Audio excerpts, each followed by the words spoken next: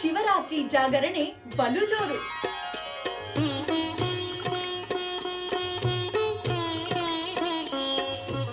ಶಿವಶರಣರ ಪ್ರವಚನ,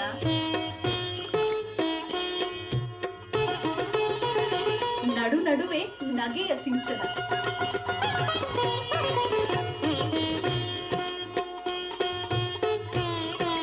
ಜೊತೆಗೆ ಭಕ್ತಿನಾದದ ಆಲಾಪನ. ವಿಶೇಷ ಶಿವರಾತ್ರೋತ್ಸವ ಬೃಹತ್ ಬ್ರಹ್ಮಾಂಡ ಗುರೂಜಿಯವರ ಸಾರಥ್ಯದಲ್ಲಿ. ಹರ ಹರ ಭೋಲೆ ನಮಃ ಶಿವಾಯ. ಇದೇ ಮಾರ್ಚ್ 2 ಬುಧವಾರದಂದು ಮಧ್ಯರಾತ್ರಿ 12ರಿಂದ 6ರವರೆಗೆ.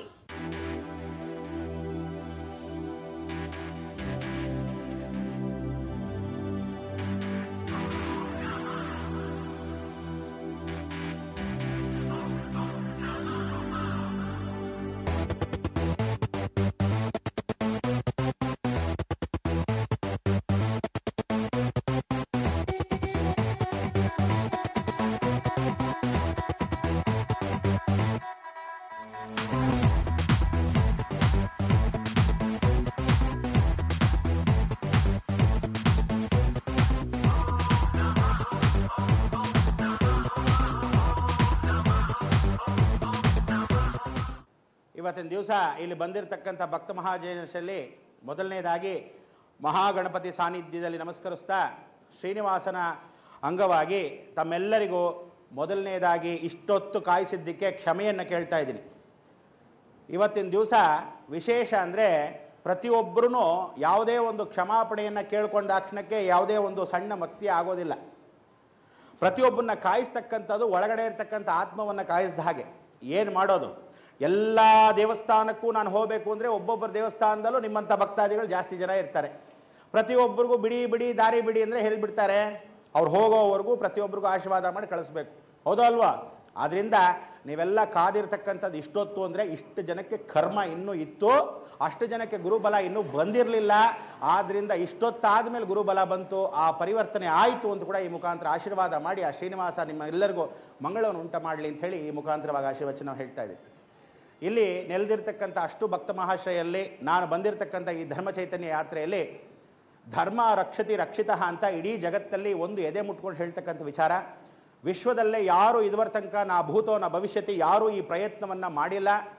ಲೋಕವನ್ನು ರಕ್ಷಣೆ ಮಾಡೋಕ್ಕೋಸ್ಕರ ಯಾರು ಈ ಒಂದು ಯಾತ್ರೆಯನ್ನ ಆಗಲಿ ಯಾವುದೇ ಒಂದು ಕಲ್ಯಾಣಕ್ಕಾಗಲಿ ಲೋಕೋದ್ಧಾರಕ್ಕಾಗಲಿ ಎಲ್ಲ ಜನಾಂಗವು ಎಲ್ಲ ಧರ್ಮದವರು ಈ ಭೂಮಿಯಲ್ಲಿ ವಾಸವಾಗಿದ್ದಾರೆ. ಅದ್ರ ಬಗ್ಗೆ ಯಾರಿಗೂ ಒಂದು ಕಿಂಚಿತ್ತು ಸಹಾಯ ಆಗಲಿ, ಕಿಂಚಿತ್ತು ನೆಮ್ಮದಿ ಆಗಲಿ, ಕಿಂಚಿತ್ತು ಒಂದು ನಮಸ್ಕಾರವಾಗಲಿ, ಆ ಕಿಂಚಿತ್ತು ವಿಚಾರಪೂರ್ವಕವಾಗಿ ಯಾವುದೂ ಆಗಲಿ ಸ್ಮರಣೆ ಕೂಡ ಜೀವನದಲ್ಲಿ ಮಾಡಿಲ್ಲ.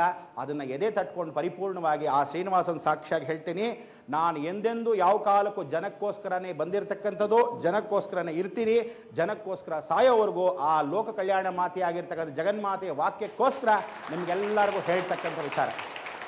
ಇವತ್ತಿನ ದಿವಸ ಪ್ರತಿಯೊಬ್ಬರಿಗೂ ಏನು ಅಂದರೆ ನಾನು ಬಂದಿರತಕ್ಕಂಥ ಈ ವಾಕ್ಯವನ್ನು ಪರಿಪಾಲನೆ ಮಾಡೋದೇನು ಅಂದರೆ 2012ಕ್ಕೆ ಪ್ರಳಯವಾಗೋದು ಖಚಿತ. ಇದು ಸಾಕ್ಷಾತ್ ನಡೀತಕ್ಕಂಥದ್ದು ಸತ್ಯ. ಆದರೆ ಇದ್ರ ಬಗ್ಗೆ ಯಾರಿಗೂ ಒಂದು ಚೂರು ಜವಾಬ್ದಾರಿ ಇಲ್ಲ. ಯಾವುದೇ ಮಠಾಧೀಶ್ವರರಾಗಲಿ ಪ್ರತಿಯೊಬ್ಬನು ಸ್ವಾರ್ಥಿಯಾಗಿರೋನು, ಭೂಮಿಯಲ್ಲಿರ್ತಕ್ಕಂಥವನು, ಪ್ರತಿಯೊಬ್ಬನು ರಾಜಕೀಯ ವ್ಯಕ್ತಿಗಳು ಎಲ್ಲ ಕುತಂತ್ರದಿಂದ ತಮ್ಮ ಸ್ವಾರ್ಥದಿಂದ ತಮ್ಮ ಮನೆ ಯೋಚನೆಗಳು ಮಾಡ್ತಿದ್ದಾರೆ ಹೊರತು ಇದುವರ ತನಕ ನಾ ಭೂತೋ ನಾ ಭವಿಷ್ಯತಿ ಅಯ್ಯೋ ಲೋಕ ಹೀಗಾಗೋಗ್ತಾ ಇದೆಯಲ್ಲ ಇಂಥಕ್ಕೇನಾದರೂ ಮಾಡೋಣ, ಜನಗಳು ಇಷ್ಟು ಜನ ಇದ್ದಾರೆ, ನಮ್ಮ ಥರನೇ ಇದಿಷ್ಟು ಜೀವರಾಶಿಗಳಿದಾರಲ್ಲ ಇದಕ್ಕೇನಾದರೂ ಒಂದು ಸಂರಕ್ಷಣೆ ಮಾಡೋಣ ಅನ್ನೋದಕ್ಕೆ ಯಾರು ಯೋಚನೆ ಮಾಡಿಲ್ಲ. ಆದರೆ ಹಿಮಾಲಯದಲ್ಲಿ 1180 ಜನ ಋಷಿ ಮುನಿಗಳು ಇವತ್ತು ದಿವಸ ತಪಸ್ ಮಾಡ್ತಾ ಇದ್ದಾರೆ, ಲೋಕಕ್ಕೋಸ್ಕರನೇ ತಪಸ್ ಮಾಡ್ತಾ ಇದ್ದಾರೆ. 42 ಜನ ಮಹನೀಯರಾಗಿರ್ತಕ್ಕಂಥವ್ರು ಇವತ್ತು ಚಿರಂಜೀವಿಗಳಾಗಿದ್ದಾರೆ. ಅಶ್ವತ್ಥಾಮ, ಬಲಿ, ವ್ಯಾಸ, ಕೃಪಾ, ಹನುಮಾನ್, ವಿಭೀಷಣ, ಪರಶುರಾಮ, ಸಪ್ತೈತೆ ಚಿರಂಜೀವಿ ಅಂತ 7 ಜನ ಚಿರಂಜೀವಿಗಳು ಮೈಸೂರು ಡಿಸ್ಟ್ರಿಕ್ಟ್ಗೆ ಆಲ್ರೆಡಿ ಬಂದುಬಿಟ್ಟಿದ್ದಾರೆ. ದಕ್ಷಿಣಕ್ಕೆ ಕೈಲಾಸವನ್ನು ಬಿಟ್ಟು ಪರಮೇಶ್ವರನು ಕೈಲಾಸಕ್ಕೆ ಬಿಟ್ಟು ದಕ್ಷಿಣವನ್ನು ಬಂದು ಸೇರ್ತಾನೆ. ಇದೇ ಮೈಸೂರು ಮತ್ತು ಬೆಂಗಳೂರು ಡಿಸ್ಟ್ರಿಕ್ಟ್ ಮಧ್ಯಭಾಗದಲ್ಲಿ. ಇದು ಸತ್ಯ. ಇದಕ್ಕೆ ಕೆಲವರಿಗೆ ಆಶ್ಚರ್ಯವಾಗಿರ್ಬೋದು, ಕೆಲವರಿಗೆ ಹುಚ್ಚು ಅಂದಿರ್ಬೋದು. ಇಲ್ಲಿ ಬಂದಿರತಕ್ಕಂಥ ಬಹಳ ಜನಕ್ಕೆ ಇದು ಯಾವುದೋ ವಿಶೇಷವಾಗಿರ್ತಕ್ಕಂಥ ಕಾರ್ಯಕ್ರಮ ಇರಬಹುದು ಅಂತ ಬಂದಿರ್ತೀರ. ಇಲ್ಲಿ ಬಂದಿರತಕ್ಕಂಥ ನೆಲೆದಿರ್ತಕ್ಕಂಥ ಅಷ್ಟೂ ಜನದಲ್ಲಿ ನಿಜವಾಗ್ಲೂ ವಿಶ್ವಾಸಪೂರ್ವಕವಾಗಿ ಬಂದಿರೋರು ಬಹಳ ಜನ ಕಮ್ಮಿ. ಇನ್ನಷ್ಟು ಜನ ಅವರು ಟಿ ವಿಲಿ ಕಾಣ್ತಾರೆ, ಹೀಗೆ ಗುಂಡ್ಗಾಗಿದ್ದಾರೆ, ದಪ್ಪಗಾಗಿದ್ದಾರೆ, ಸಣ್ಣಗಾಗಿದ್ದಾರೆ, ನೋಡೋಣ ಅಂತ ಬಂದಿರ್ತೀರ. ಇನ್ನಷ್ಟು ಜನ ಏನು ಮಾಡಿರ್ತಾರೆ, ಪಕ್ಕದ ಮನೆಯವ್ರು ಹೋಗಿದ್ದಾರೆ, ನಾವು ಏನಾದರೂ ಹೋಗದೆ ಇದ್ರೆ ಬೇಜಾರು ಮಾಡ್ಕೊತಾರೆ ಅಂತ ಒಂದಷ್ಟು ಜನ ಬಂದಿರ್ತೀರ. ಕೆಲವರು ಯಾರಾದರೂ ದೊಡ್ಡ ವ್ಯಕ್ತಿಗಳು ಕರೆದಿರ್ತಾರೆ, ಅವ್ರು ಅಕಸ್ಮಾತ್ ಬೇಜಾರು ಮಾಡ್ಕೊತಾರೆ ಅಂತ ಬಂದಿರ್ತೀರ. ಕೆಲವರು ಏನೋ ಅಲ್ಲಿ ಬೋರ್ಡ್ ಹಾಕಿದ್ದಾರೆ, ನೋಡೋಣ, ಸಾಯಂಕಾಲ ಯಾವುದೋ ದೀಪ ಹಚ್ಚಿದ್ದಾರೆ, ಎಷ್ಟೊಂದು ಜನ ಸೇರಿದ್ದಾರೆ, ಹೋಗೋಣ ಅಂತ ಬಂದಿರ್ತೀರಿ. ಹೊರತು ನಿಜವಾದ ಅಭಿಮಾನ ಪೂರ್ವಕವಾಗಿ ಬಹಳ ಜನ ಕಮ್ಮಿ ಬಂದಿರ್ತೀರ. ಆದರೂ ಸಹ ಒಳ್ಳೆಯವರು ಕೆಟ್ಟವರು ಎಲ್ಲರೂ ಈ ಭೂಮಿಯಲ್ಲಿ ವಾಸವಾಗಿದ್ದೀವಿ. ಎಲ್ಲ ಧರ್ಮದವರು ಈ ಭೂಮಿಯಲ್ಲಿ ವಾಸವಾಗಿದ್ದೀವಿ. ಇವತ್ತಿನ ದಿವಸ ಅರ್ಚಕರು ಆಶೀರ್ವಾದ ಮಾಡುವಾಗ ಅಲ್ಲಿ ಹೇಳಿದ್ರು, ಏನು ಹಿಂದೂ ಧರ್ಮ ಚೆನ್ನಾಗಿರಬೇಕು ಅಂತ. ನೀವುಗಳೆಲ್ಲ ಬರೀ ಹಿಂದೂ ಧರ್ಮ ಚೆನ್ನಾಗಿರಬೇಕು ಅಂತ, ಹಿಂದೂ ಧರ್ಮ ನಿಮ್ದಲ್ಲ, ನಿಮ್ಮ ಸೊತ್ತಲ್ಲ. ಭೂಲೋಕದಲ್ಲಿರ್ತಕ್ಕಂಥ ಪ್ರತಿಯೊಬ್ಬನಿಗೆ ವಿಶೇಷವಾಗಿರ್ತಕ್ಕಂಥ ಧರ್ಮ ನಮ್ಮಲ್ಲಿ, ಅವರು ಮುಸಲ್ಮಾನ ಆಗಲಿ, ಕ್ರೈಸ್ತ ಬಾಂಧವ ಆಗಲಿ, ಯಾವುದೇ ಕಾಲಕ್ಕೂ ಇಸಾಯಿ ಆಗಲಿ, ಆ ಪಾರ್ಸಿ ಆಗಲಿ, ಪಂಜಾಬಿ ಆಗಲಿ, ಎಲ್ಲ ಧರ್ಮದವರು ಈ ಭೂಮಿಯಲ್ಲಿ ವಾಸವಾಗಿದೆ. ಪ್ರತಿಯೊಂದು ಕ್ರಿಮಿಕೀಟ ಜೀವರಾಶಿಗೆ ತನ್ನದೇ ಆದ ಜವಾಬ್ದಾರಿ, ತನ್ನದೇ ಆದ ಗೌರವ, ತನ್ನದೇ ಆದ ಘನತೆಯನ್ನು ಆ ಜಗನ್ಮಾತೆ ಭೂಮಿಗೆ ಸೃಷ್ಟಿ ಮಾಡಿಟ್ಟಾಯಿತು. ಅವಳ ಬಲಭಾಗದಲ್ಲಿರ್ತಕ್ಕಂಥವನು ಸಾಕ್ಷಾತ್ ಪರಮೇಶ್ವರ, ಎಡಭಾಗದಲ್ಲಿರ್ತಕ್ಕಂಥವನು ಶ್ರೀಮನ್ನಾರಾಯಣ. ಅಷ್ಟು ಬಿಟ್ಟರೆ ಇಡೀ ಜಗತ್ತನ್ನ ಆಳ್ತಕ್ಕಂಥ ಅವ್ರಿಗೆ ಅಧಿಕಾರ ಇದೆ ಹೊರತು ನೀವು ಈ ಭಾಷೆ ಇರಬಾರ್ದು, ಆ ಜಾತಿ ಇರಬಾರ್ದು, ಈ ಭಾಷೆ ಇರಬಾರ್ದು, ಈ ಧರ್ಮ ಇರಬಾರ್ದು ಅನ್ನೋದಕ್ಕೆ ನೀವುಗಳು ಯಾರು? ಸಾಕ್ಷಿ ರೂಪವಾಗಿ ಮನುಷ್ಯನಾಗಿ ಹುಟ್ಟಿದ ಮೇಲೆ ಪ್ರತಿಯೊಬ್ಬರಿಗೂ ಗೌರವಿಸ್ತಕ್ಕಂಥ ಧರ್ಮ ನಮ್ಮದು. ಆದರೆ ಯಾವುದೇ ಕಾರಣಕ್ಕೂ ನಾವು ಯಾವ ಕಾಲಕ್ಕೂ ಯಾರಿಗೂ ಜಗಳಕ್ಕೆ ಹೋಗಬಾರ್ದು, ಬಂದ ಜಗಳ ಮಾತ್ರ ಬಿಡಬಾರ್ದು ಅಂತ ಈ ಮುಖಾಂತರ ವಿಚಾರಪೂರ್ವಕವಾಗಿ ಹೇಳ್ತಕ್ಕಂಥ ವಿಚಾರ. ಅದರಿಂದ ಪ್ರತಿಯೊಬ್ಬರಿಗೂ ಏನು ಹೇಳ್ತೀವಿ, ಜೀವನದಲ್ಲಿ ಧರ್ಮೋ ರಕ್ಷತಿ ರಕ್ಷಿತ, ಧರ್ಮವಾಗಿ ನಡ್ಕೊಳ್ಳಿ. ನಮ್ಮದೇ 108 ದೋಸೆ ತೂತಾಗಿರ್ಬೇಕಾದ್ರೆ ಇನ್ನೊಬ್ಬನ ಮನೆ, ಪಕ್ಕದ ಮನೆ ಕಾವಲಿ ನೋಡಕ್ಕೆ ಹೋಗ್ತೀರಾ. ಎಷ್ಟು ತಪ್ಪು ಅಂದರೆ ನಮ್ಮಲ್ಲಿರ್ತಕ್ಕಂಥವರೇ ಹೊಳಸು.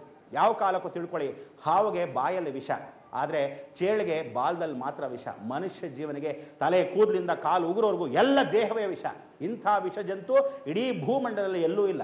ಇಂಥ ಮನುಷ್ಯರಾಗಿರ್ತಕ್ಕಂಥ ನಾವುಗೆ ಎಷ್ಟು ಶುದ್ಧೀಕರಣ ಪಡಿಸ್ಕೊಂಡ್ರು ಸಾಲದು, ಎಷ್ಟು ಕರ್ಮಗಳು ಕಳೆದ್ರೂ ಸಾಲದು. ನಮ್ಮಲ್ಲಿರ್ತಕ್ಕಂಥ ಗೌರವ ಘನತೆಗಿಂತ ನಮ್ಮಲ್ಲಿ ಅಹಂಭಾವ, ದುರಹಂಕಾರ, ಯಾರನ್ನು ನೋಡಿದ್ರು ನಾನು ಜೋರಾಗಿದ್ದೀನಿ, ನನ್ನಲ್ಲಿರ್ತಕ್ಕಂಥ ಅಹಂಭಾವ, ನಾನು ಯಾವ ಕಾಲಕ್ಕೂ ಮೇಲಿರಬೇಕು, ಇದೆಲ್ಲ ಮನುಷ್ಯರ ಜನ್ಮ ಯಾವತ್ತು ಬಿಡ್ತಾನೋ ಆವತ್ತು ಮನುಷ್ಯನಿಗೆ ಜೀವನದಲ್ಲಿ ಆ ಭಗವಂತನ ಸಾಕ್ಷಾತ್ಕಾರ ಆಗುತ್ತೆ. ಯಾವುದೇ ಸ್ವಾಮಿ ಸನ್ಯಾಸಿಗಳು ರಾಮಾಯಣ ಆಗಲಿ, ಮಹಾಭಾರತ ಆಗಲಿ ಪ್ರತಿಯೊಬ್ಬನು ಹೇಳ್ತಾನೆ, ಅವನೇನಾದ್ರೂ ಆಚರಣೆ ಮಾಡ್ತಾ ಇದ್ದಾನ? ಇದುವರೆ ತನಕ ನಾ ಭೂತೋ ನಾ ಭವಿಷ್ಯತಿ ಯಾವನು ಆಚರಣೆ ಮಾಡ್ತಿಲ್ಲ, ಸತ್ಯವಾಗಿ ಹೇಳ್ತೀನಿ. ಅವರೆಲ್ಲ ಸಾಧು ಸಂತರಾಗಿರೋದು, ಸನ್ಯಾಸಿಗಳಾಗಿರ್ತಕ್ಕಂಥವ್ರು ಬಹಳ ಜನ ಏನಾಗಿದ್ದಾರೆ, ಏನೋ ಕಾರಣಾಂತರದಿಂದ ಒಂದು ಜನ್ಮವನ್ನು ಪಾವನ ಪಡಿಸ್ಕೊಳ್ಳೋಕ್ಕೋ, ಎಲ್ಲೋ ಮನಸ್ಸು ಬೇಜಾರಾಗೋಗಿರೋದಕ್ಕೋ, ಅಥವಾ ಹೆಂಡತಿ ಮನೆ ಬಿಟ್ಟು ಓಡಿಸೋಗಿದ್ದಕ್ಕೋ ಒಂದು ಸನ್ಯಾಸದ ತಗೊಂಡ್ಬಿಡ್ತಾರೆ. ಇದೊಂದು ಕಾರಣ ಅಂತ ಅಷ್ಟೇ. ಆದರೆ ನಿಜವಾಗ್ಲೂ ಯತಿಗಳಾಗಿರ್ತಕ್ಕಂಥವ್ರು, ನಿಜವಾಗ್ಲೂ ಜನ್ಮವನ್ನು ಸಾರ್ಥಕತೆ ಪಡಿಸಿರೋರು ಹಿಮಾಲಯದಲ್ಲಿ ವಾಸವಾಗಿದ್ದಾರೆ. ಇವತ್ತಿಗೂ ನಿಸ್ವಾರ್ಥ ಸೇವೆಯನ್ನು ಮಾಡ್ತಾ ಇದ್ದಾರೆ. ಆ ಹಿಮಾಲಯದಲ್ಲಿ ಚಳಿ, ಗಾಳಿ, ಮಳೆ ಏನೂ ಇಲ್ಲ. ಸಾಕ್ಷಾತ್ ಪರಮೇಶ್ವರನ ಧ್ಯಾನದಲ್ಲಿದ್ದು ಇವತ್ತಿನ ದಿವಸ 1180 ಜನ ಋಷಿ ಮುನಿಗಳು ತಪಸ್ಸು ಮಾಡ್ತಾ ಇದ್ದಾರೆ.